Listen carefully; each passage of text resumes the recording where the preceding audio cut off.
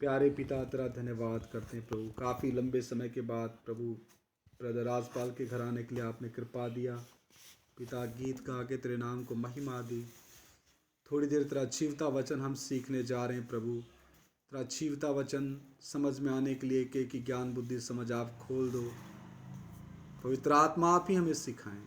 पूरे माहौल को तेरे हाथ में सौंप देते हैं प्रभु यीशु मसीह के नाम से मांगते, सुनो और ग्रहण करो, आमीन। आइए हम थोड़ी देर परमेश्वर का वचन सीखेंगे। ध्यान से प्रार्थना की हालत में रहते हुए परमेश्वर का वचन सभी ने सीखना है और उसके ऊपर मनन करना है। हालेलुया। क्या करना है? उसको गहराई से जानना है कि सचमुच परमेश्वर मुझसे आज क्या बात करना चाहता है। कुलुस्सियों की पत्री 2 अध्याय 6 वचन से मैं पढ़ रहा हूं।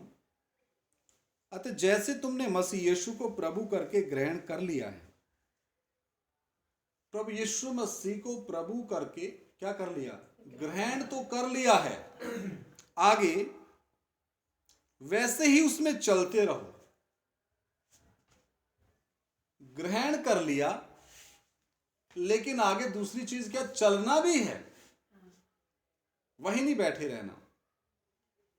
एक शारीरिक तौर पे चलना होता है, हम 2 टांगों के ऊपर चलते हैं। परमेश्वर का धन्यवाद देते हैं, हम इस काबिल हैं कि 2 टांगों पे चल रहे हैं। कितने ऐसे लोग हैं जो अपंग हैं, लेकिन एक आत्मिक रीति से चलना होता है। हालेलुया। हम देखते हैं वचन में आगे लिखा, वैसे ही उसी में चलते रहो। नंबर पहली चीज, प्रभु यीशु मसीह को अपना प्रभु और मुक्तिदाता करके क्या हमने ग्रहण किया है या नहीं। रोमियो की पत्री 10 अध्याय और उसका 9 वचन में जब हम देखते हैं, रोमियो की पत्री 10 बाब उसका 9 वचन, कि यदि तू अपने मुंह से, किससे? यदि तू अपने मुंह से यीशु को प्रभु जानकर अंगीकार करे, तो हमने अपने मुंह से, अपनी जुबान से प्रभु यीशु मसीह को अपना प्रभु और मुक्तिदाता करके ग्रहण करना है, अंगीकार करना है।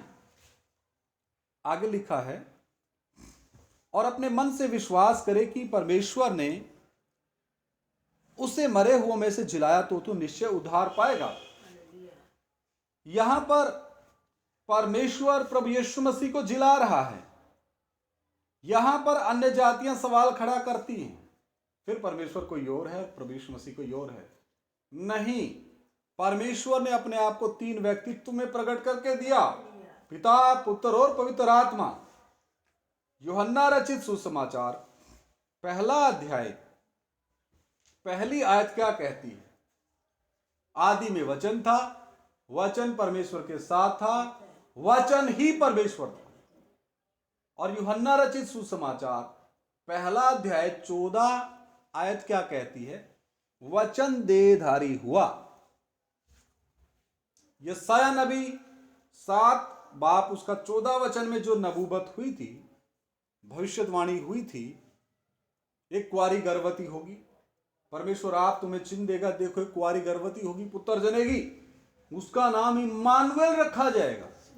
लगभग 750 साल पहले ये भविष्यवाणियां परमेश्वर ने अपने चुने हुए नबी यशाया के द्वारा करवाई। प्रभु यीशु मसीह का जन्म अचानक नहीं हुआ। उत्पत्ति की किताब में 3 अध्याय 15 आयत में लिखा, स्त्री का वंश आएगा, मैं तेरे वंश यानी शैतान के वंश और स्त्री के वंश के बीच में बैर उत्पन्न करूंगा। उत्पत्ति 3:15 में ही एक चिन्ह परमेश्वर ने दे दिया, स्त्री का वंश आएगा, वो तेरे सिर को कुचलेगा और तू उसकी एड़ी को डसेगा। हालेलुया। उसके बाद दूसरा चिन्ह यशाया नबी को परमेश्वर ने दिया। यशाया नबी 9 अध्याय 6 आयत में भी लिखा, देखो हमें एक बालक दिया गया, प्रभुता उसके कांधे पर होगी। उसका नाम अद्भुत युक्ति करने वाला, पराक्रमी परमेश्वर, अनंत काल का पिता, शांति का राजकुमार होगा। प्रभुता उसके कांधे पे होगी और उसकी शांति का कोई अंत नहीं होगा। हालेलुया। तो यहां पर लिखा है कि उसको अंगीकार करना। तो पिता, पुत्र, पवित्र आत्मा, तीन व्यक्तित्व मिलके एक परमेश्वर है। वो है निर्गमन की किताब में जो लिखा 3 अध्याय, जब परमेश्वर मूसा को बोलता है, हे मूसा, मिस्र में जा और मेरे लोगों को वहां मिस्र की गुलामी से छुड़ा। मूसा बोलता, प्रभु ठीक है आप मुझे भेज रहे हैं, लेकिन मैं तो इस लायक ही नहीं, मैं वहां जाने लायक नहीं हूं। मैं 80 साल का हो चुका हूं। 40 साल मिस्र में रहा मूसा, मिस्र की पढ़ाई सीखी, मिस्र की विद्या सीखी, लड़ाइयां जीती, इतने बड़े बड़े पिरामिड बनाए, बहुत बड़ा इंजीनियर था, सेनापति भी था। फिर जब वहां उसने एक गुलाम, इब्री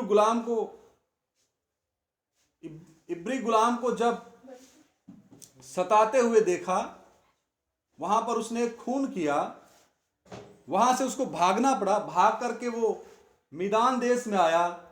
वहां पे उसको सिप्पोरा नामक एक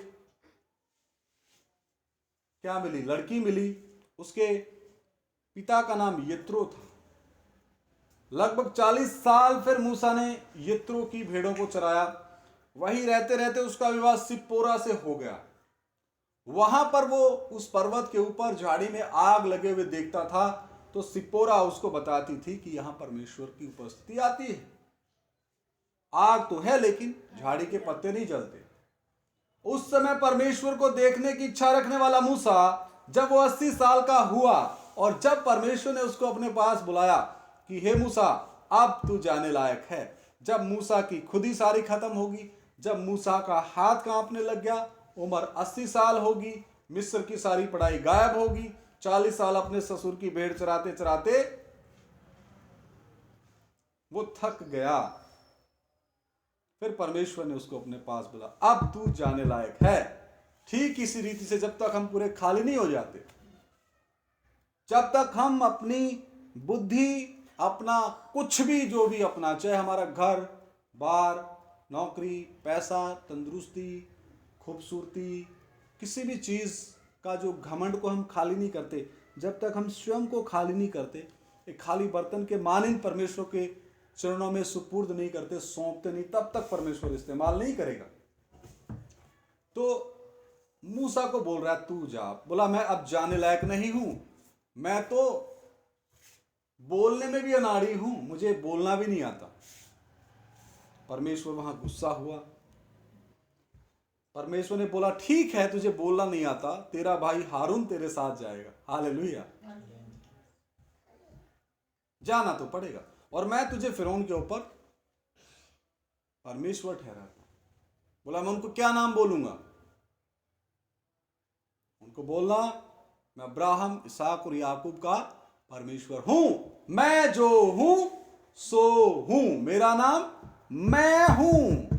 यही मैं हूं जिसके बारे में यशायाह नबी ने नबूवत की, कुंवारी मरियम के गर्भ में ठीक समय पे आया। और जब हम मत्ती की अंजील पहला बाब उसका 23 आयत पढ़ते हैं, उसमें लिखा है देखो कुंवारी गर्भवती होगी, पुत्र जनेगी, उसका नाम इमानुएल रखा जाएगा, जिसका अर्थ है परमेश्वर हमारे साथ। तो फिर प्रभु यीशु मसीह कौन है? इमानुएल। इमानुएल कौन है? परमेश्वर। हालेलुया।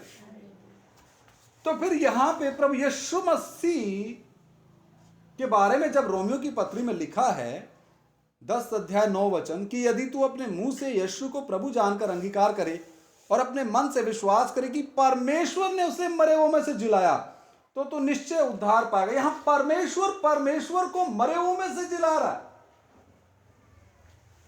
ऐसा ही समझने में आता है। परमेश्वर का दूसरा व्यक्तित्व, पुत्र का व्यक्तित्व, मनुष्य के पुत्र के तौर पे वो आया, वो एक देह में आया। क्योंकि इब्रानियों की पत्री में लिखा है, इब्रानियों की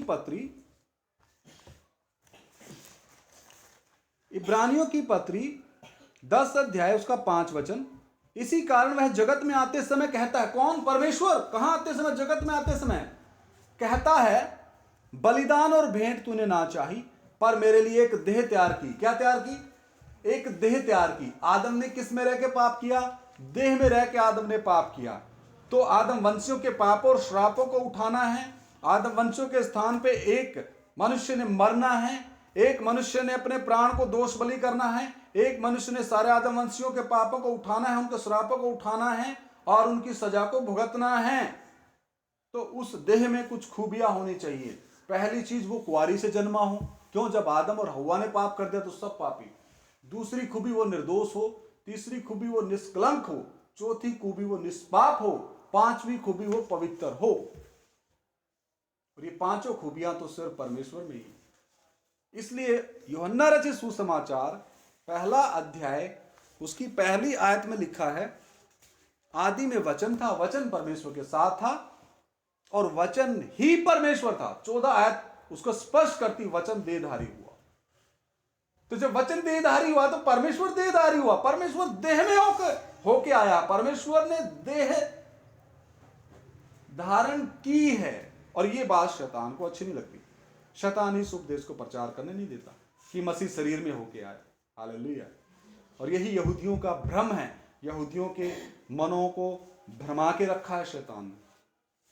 वो अभी भी मसीहा का इंतजार कर रहे हैं। हालेलुया। तो यहां पर परमेश्वर का जो दूसरा व्यक्तित्व है, कौन? पुत्र का व्यक्तित्व। एक देह तैयार की गई। उस देह का नाम है प्रभु यीशु मसीह। प्रभु का अर्थ है मालिक, यीशु का अर्थ है पाप से निजात देने वाला। मती 1 अध्याय 21 में क्या लिखा है? मती पहला अध्याय 21 आयत में लिखा है, देखो कुंवारी गर्भवती होगी, पुत्र जनेगी, उसका नाम यीशु रखना। वो जगत के लोगों का उनके पापों से क्या करेगा? उद्धार करेगा। और पहला तिमुथियुस पहला अध्याय 15 वचन में लिखा, यह बात सच है, पूरी तौर से मानने के योग्य है कि मसीह यीशु जगत में पापियों का उद्धार करने के लिए आया, और जिनमें सबसे बड़ा पापी मैं हूं। प्रेरित पौलुस बोल रहा उस समय। अभी मैं बोलता हूं मैं सबसे बड़ा पापी था। वो पापियों को उद्धार करने के लिए आया। यही अंतर है मसीहियत में और अन्य धर्मों में। अन्य धर्मों में पापियों का नाश किया गया, पापियों की गर्दन काटी गई। पाप का नाश किसने किया? पाप का नाश सिर्फ और सिर्फ प्रभु यीशु मसीह ने किया। क्रूस के ऊपर जय जयकार की ध्वनि के साथ सारी दुष्ट अंधकार की शक्तियों को, शैतान और उसकी फौज को क्रूस की जय जयकार की ध्वनि के द्वारा उनका तमाशा बनाया। वचन में लिखा है, क्रूस के द्वारा उनके ऊपर फतेहमंद हुआ है। परमेश्वर का मेमना, परमेश्वर का इकलौता पुत्र, परमेश्वर का दूसरा व्यक्तित्व, 100% वो मनुष्य, 100% परमेश्वर, 100% मनुष्य होने के नाते हमारे पापों को उठा रहा है। यूहन्ना रचित सुसमाचार पहला बाप उसका 29 आयत क्या कहती? देखो परमेश्वर का मेमना जगत के पापों को उठाकर ले जाता है। और 100% मनुष्य परमेश्वर कैसे? जब 4 दिन के मरे लाजर को बोलते, लाजर बाहर आ जा। लाजर वैसे का वैसे होके आ जाता है, क्योंकि उसके बनाने वाले ने आवाज दी है। इससे पता लगता है वो 100% परमेश्वर भी है। फिर वो धनवान का संगी हुआ। यशायाह नबी ने बोला वो धनवान का संगी हुआ। अधोलोक में आत्मा और प्राण भी हमारे जगह पे तड़पे। शरीर में हमारे जो कोड़े पड़ने थे उसने कोड़े खाए। सारा कष्ट उसने उठाया। जो हमें क्रूस पे लटकना था, हमने परमेश्वर देहधारी होकर के, छोटा बन के हमारे स्थान पे प्राण दिए, जान दी। अधोलोक में तड़पे, वहां से पूरी कीमत दे के निकले, शैतान के सर को कुचला, उससे मृत्यु और अधोलोक की कुंजियां वापस ली। क्रूस पे आके बोला मैं प्यासा हूं। प्यासा क्यों? क्योंकि आत्मा और प्राण हमारे पाप और श्रापों के निमित्त अधोलोक की आग में, धनवान जहां पे है वहां पे वो तड़प के आ रहे हैं। फिर लोगों ने क्या पिलाया? सिरका। सिरके से प्यास और बढ़ गई। फिर बोला, हे पिता, मैं अपना आत्मा और प्राण आपको सौंपता हूं। अपने परमेश्वर तब को बोल रहा है, कोई दूसरा परमेश्वर नहीं, वही है परमेश्वर जो देहधारी होके आ रखा है। वो अपने न्याय को अपने दूसरे व्यक्तित्व में, अपने आप के ऊपर लागू कर रहा है, ताकि उसके स्वरूप और समानता में बनाए मनुष्य बच जाएं। इसलिए गीत में लिखा ना, खुद ही दाता खुद ही दान। मतलब अपने न्याय, पाप की मजदूरी मौत और पाप की सजा, जो न्याय होना है, न्यायी है परमेश्वर, न्याय करना है। तो आदम वंशी तो सारे पापी हो गए, तो परमेश्वर के न्याय को संतुष्ट कौन करेगा? कौन दोष बलि होगा? कौन अपने प्राणों की आहुति देगा? अगर किसी ने अपने प्राणों की आहुति देनी है तो उसमें वो 5 खूबियां होनी चाहिए। कुंवारी से जन्मा, निर्दोष, निष्कलंक, निष्पाप, पवित्र। ये तो किसी में है ही नहीं। इसलिए परमेश्वर देहधारी को एक देह धारण की, उस देह का नाम है प्रभु यीशु मसीह। और ये प्रभु यीशु मसीह नाम थोड़े दिन तक है, अनंत काल तक वही नाम चलना, मैं जो हूं सो हूं। पिता पुत्र पवित्र आत्मा मिलकर तीनों त्रिएक परमेश्वर है। इसी रीति से परमेश्वर ने हमें भी 3 हिस्सों में सृष्टि की, आत्मा, प्राण और शरीर। हालेलुया। आत्मा, प्राण और शरीर के तौर पे। ये शरीर हमारा मिट्टी में मिल जाना, मिट्टी से बना। हे आदम, तू मिट्टी से निकाला है, मिट्टी में ही तू मिल जाएगा, तो खून पसीने की रोटी खाएगा। ये परमेश्वर ने दिया श्राप, इसको कोई तोड़ नहीं सकता। हाँ, जितने प्रभु यीशु मसीह को अपना प्रभु और उद्धारकर्ता और मुक्तिदाता करके कबूल कर लेते हैं, उनको परमेश्वर ठीक समय पे सारी चीजें मुहैया करा के देता है। और बीच बीच में हल्का फुल्का उतार चढ़ाव अगर आए, कष्ट आए, समस्याएं, तो उनके बीच में से जाने का रास्ता भी परमेश्वर निकाल के देता है। तो यहां पर यह वचन समझ में आया, परमेश्वर ने उसे मुर्दों में से जिलाया। परमेश्वर अलग अलग नहीं है। हम ये कह सकते हैं प्रभु यीशु मसीह के परमेश्वरत्व ने अपने दूसरे व्यक्तित्व को मुर्दों में से जिलाया। कौन सा दूसरा व्यक्तित्व? पुत्र का व्यक्तित्व। पहला व्यक्तित्व किसका है? पिता का। दूसरा पुत्र का। अभी तीसरा जो आपसे बात कर रहा है, इस कमजोर मिट्टी के बर्तन को इस्तेमाल करते हुए, वो है पवित्र आत्मा। किसके द्वारा? वचन के द्वारा। हालेलुया। और पवित्र आत्मा अपनी कलीसिया को तैयार करेगा। जिस तरीके से हम गेहूं को साफ करते हैं, हल्का फुल्का उड़ जाता है, ओरिजिनल गेहूं नीचे गिरता है ना, इस रीति से परमेश्वर अपने कलीसिया को साफ करने की तैयारी आज से नहीं, पेंतीकोस्त के दिन से चल रही है, कि मनुष्य जाति कैसे न कैसे प्रभु यीशु मसीह के समान बन जाए। तो यहां लिखा तू उद्धार पाएगा। और अगला वचन में लिखा है कि क्योंकि धार्मिकता के लिए मन से विश्वास किया जाता है और उद्धार के लिए मुंह से अंगीकार किया जाता है। क्योंकि पवित्र शास्त्र ये कहता है, जो कोई उस पर विश्वास करेगा वह लज्जित ना होगा। 13 वचन कहता है, क्योंकि जो कोई प्रभु का नाम लेगा वह उद्धार पाएगा। तो हम वापस उसी वचन पे आते हैं, कुलुस्सियों की पत्री 2 अध्याय 6 वचन। अतः जैसे तुमने मसीह यीशु को प्रभु करके ग्रहण कर लिया है, वैसे ही उसमें चलते रहो और उसमें जड़ पकड़ते। अब जब हम आत्मिक जीवन में चल रहे हैं, अभी सिर्फ हमने पेड़ को जब हम लगाते हैं तो गड्ढा थोड़ा खोदते हैं, अच्छा सा गड्ढा खोदते, अच्छा सा गड्ढा खोदते, उसमें अच्छी मिट्टी डालते हैं, अच्छा खाद डालते हैं, है ना। फिर उसमें पेड़ अच्छी किस्म का पेड़ लगाते हैं, पौधा लाते हैं, उसमें रखते हैं, पानी देते हैं, उसकी बाड़ करते हैं, उसको जानवरों से बचाते हैं, उसको इस लेवल तक आने देते हैं जब तक वो जड़ पकड़ ले, अपने सहारे पे ना खड़ा हो जाए। यही एक आत्मिक बच्चे की निशानी। आत्मिक बच्चा खुद संभल नहीं सकता, उसको परमेश्वर का भोजन देना पड़ेगा उसकी आत्मा के लिए, तब उसकी आत्मा मजबूत होगी, जड़ पकड़ेगी। यहां पे लिखा जड़ पकड़ते और बढ़ते जाओ, और जैसे तुम सिखाए गए वैसे ही विश्वास में दृढ़ होते जाओ और अधिकाधिक धन्यवाद करते रहो। यहां पर नंबर 1 हमने ग्रहण कर लिया, ठीक है जी। तो नंबर 2 चलना भी तो है, वचन प्रार्थना संगति करनी है, वचन पढ़ना है। और एक बोझ के तौर पे वचन नहीं पढ़ा, खुशी के तौर पे। आज परमेश्वर मुझे क्या सिखाएगा, पवित्र आत्मा आज मुझे क्या सिखाएगी। आगे लिखा है चलना ही काफी नहीं, फिर जड़ भी पकड़ना है। आंधी तूफान भी तो आते ना, पेड़ आप देखते पेड़ गिर जाते हैं, तो जड़ें भी मजबूत होनी, गहराई तक जाना, पवित्र आत्मा की नदी में उतरना है और बढ़ते जाना है। फिर जड़ पकड़ के तो पेड़ वहीं थोड़ी रुक जाता है, बढ़ता है, उसको फिर टाइम से खाद पानी मिलता है, खाद पानी क्या है जो आज आप लोगों को मिल रहा है, ये आत्मिक भोजन। हालेलुया। तो आगे लिखा है, बढ़ता है, जैसे तुम सिखाए गए वैसे विश्वास में दृढ़। फिर विश्वास बढ़ता है, और फिर जब विश्वास बढ़ता है तो मनुष्य फिर क्या करता है? हालेलुया, परमेश्वर तेरा धन्यवाद, धन्यवाद का बलिदान फिर वो और अधिक देता जाता है। ग्रहण कर लिया प्रभु यीशु मसीह को, ठीक है, उसके बाद फिर चलना है, सुबह दोपहर शाम जब भी समय मिले प्रार्थना करनी। फिर उसके बाद चलना है, चलने के बाद जड़ पकड़ना है, जड़ पकड़ना है, जड़ पकड़ के फिर बढ़ना है। जड़ पकड़ के वहीं नहीं एक जगह, नहीं जी मेरा तो यही पास्टर है, इसके अलावा इस घर में कोई घुसेगा नहीं। नहीं, कलीसिया में 5 प्रकार के सेवक ठहराए हैं। इफिसियों की पत्री 4 का 11 वचन, इफिसियों की पत्री 4 अध्याय 11 वचन। परमेश्वर ने कुछ को प्रेरित, कुछ को नबी, कुछ को सुसमाचार प्रचारक, कुछ को रखवाले, कुछ को उपदेशक करके दे दिया, ताकि मसीह की देह उन्नति पाए। हालेलुया।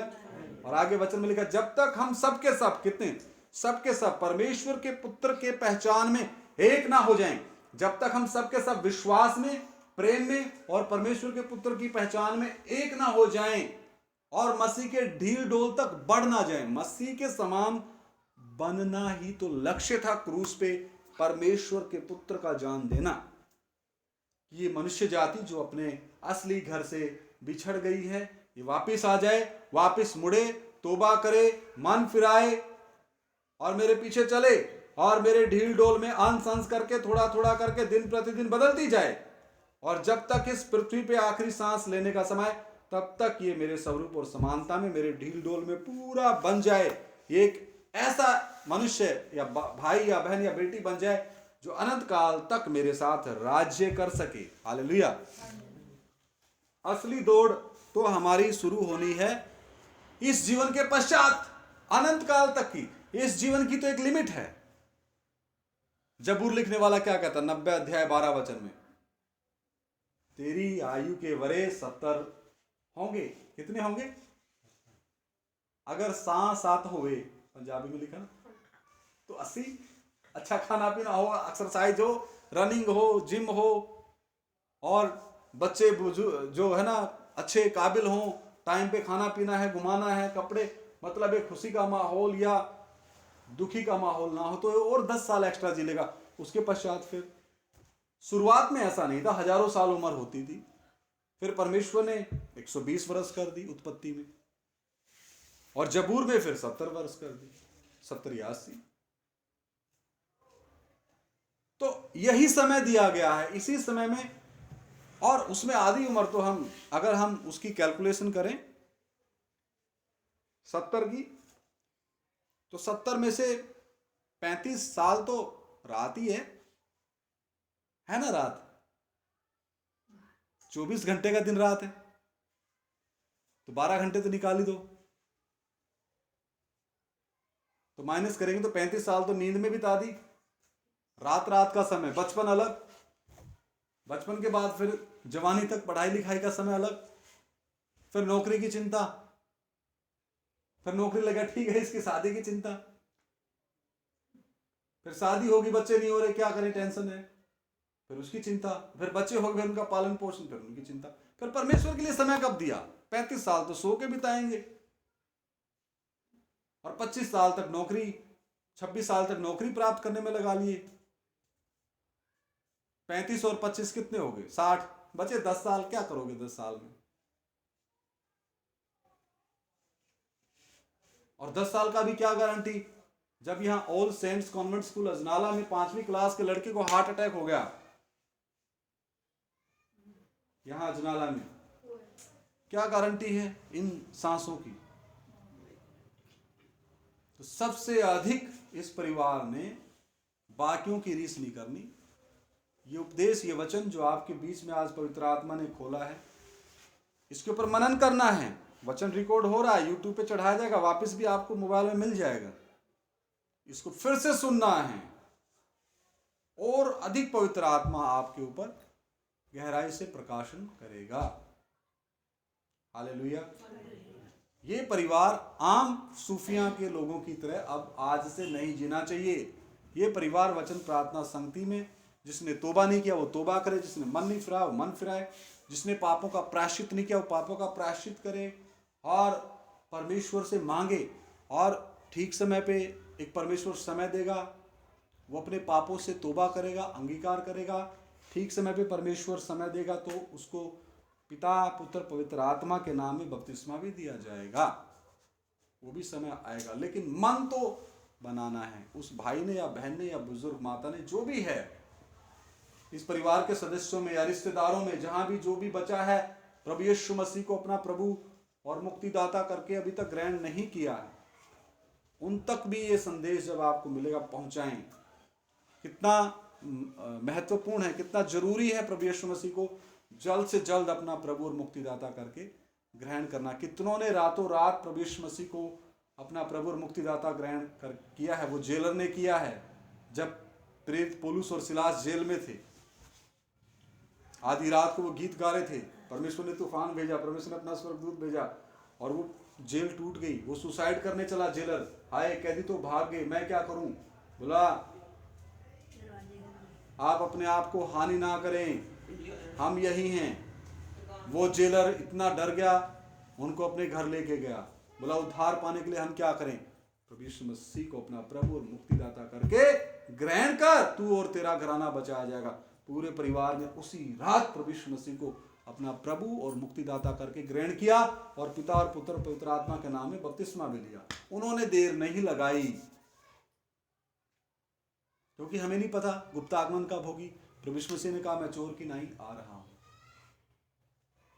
जो तैयार है वो ले लिया जाएगा। वचन में लिखा है, एक चारपाई पे दो सो रहे होंगे, एक ले लिया जाएगा, एक छोड़ दिया जाएगा। दो खेत में होंगे, एक ले लिया जाएगा, एक छोड़ दिया जाएगा। दो स्त्रियां चक्की पीस रही होंगी, एक ले ली जाएगी, एक छोड़ दी जाएगी। जो तैयार है ले लिया जाएगा। मन मेरा भी करता है परिवार के साथ बैठने का।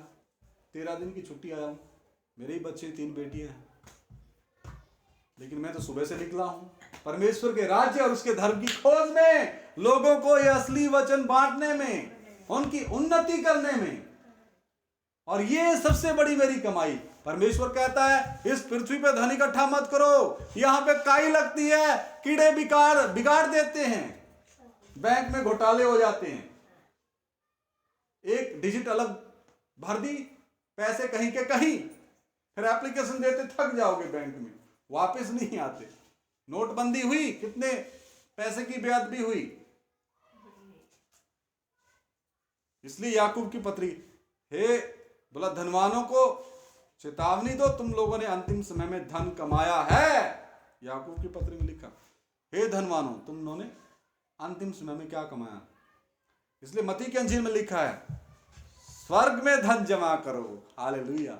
मैं कितना खुश हूंगा जब आप सभी को परमेश्वर के सामने देखूंगा, सिद्ध हुए, परमेश्वर प्रभु यीशु मसीह की दुल्हन बने हुए, वही मेरा धन होगा। हालेलुया। प्रभु कहेगा धन्य है विश्वास योग्य दास, आइए मेरे पिता के राज्य में सहभागी हो, जो जगत की उत्पत्ति से पहले ही तैयार करके रखा। हालेलुया। इससे बड़ी खुशी कुछ नहीं। अनंत काल तक अपने बनाने वाले के साथ राज्य करना, यह अनंत काल हाय हाय हाय धनवान की तरह एक बूंद पाने के लिए तड़पना। फैसला आपके सामने। आइए सर झुकाएं, प्रार्थना करें। Hallelujah hallelujah. राजाओं के राजा, प्रभुओं के प्रभु, महान जीवते खुदावन, मैं आपका धन्यवाद देता हूं प्रभु। आज यहाँ जो तेरा वचन इनके हृदयों में बीजा प्रभु, 30 नहीं 60 नहीं प्रभु 100 गुना फल लेके आए। और ये परिवार प्रभु इस सूफिया गांव के लोगों के लिए आशीष का कारण हो जाए खुदाबंद। इस परिवार के द्वारा बहुत से लोग प्रभु उद्धार प्राप्त करें और तेरा नाम इनके मध्य में महिमा पाए। हम घटते जाएं, आप हमारे जीवनों में बढ़ते जाएं। हमारी प्रार्थना को सुन लो।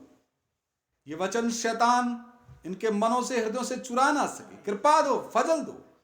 प्रभु यीशु मसीह के नाम से मांगते, सुनो और ग्रहण करो। आमीन।